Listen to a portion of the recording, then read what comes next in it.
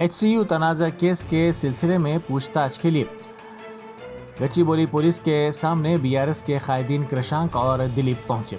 इसी दौरान BRS leader कृषांक ने हाईकोर्ट में दरख्वास्त दाखिल की और HCU अराजी पर AI वीडियोज़ की तैयारी के सिलसिले में उनके खिलाफ दर्ज मुकदमात को खारिज करने की ख्वाहिश की।